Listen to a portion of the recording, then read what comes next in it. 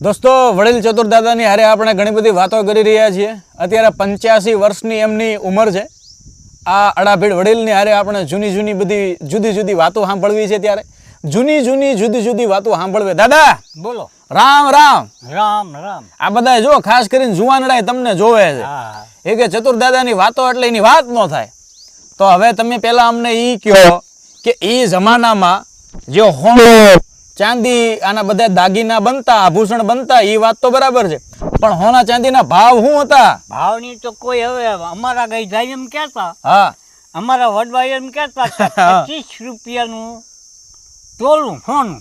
25 રૂપિયાનું તોલું અમારા ડોહાની વખતમાં. એટલે પછી કેવી રીતના તમારે ઘડાવા જવાનું એ બધી વાત કરો. એ તો આપણે ઘડાવવું હોય તો ઘડાવી, બાકી જે ભાઈ એની લગડી આવે ભાઈ રૂપિયા જેવી હોનાની લગડીનું કહેવાય. હા એ લગડી આપણા રૂપિયા જેટલી જો તોલરની જ આવે. એવું? હા.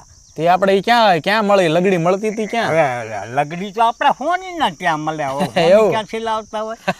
હોનીના ત્યાંથી મળે. હા.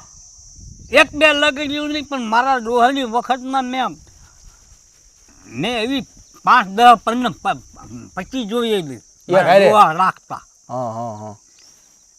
સમય પછી પેલા તો ખાવા નહોતું, ત્યાર પછીની વાત છે. જેદી પરમાત્માએ કઈક કૃપા કરીને કઈક આવ્યું ત્યારની વાત છે. ત્યારની વાત છે. અને દાદા બોલો. એ હોનાની તમે વાત કરી, બરાબર છે, ચાંદીની તમે વાત કરી.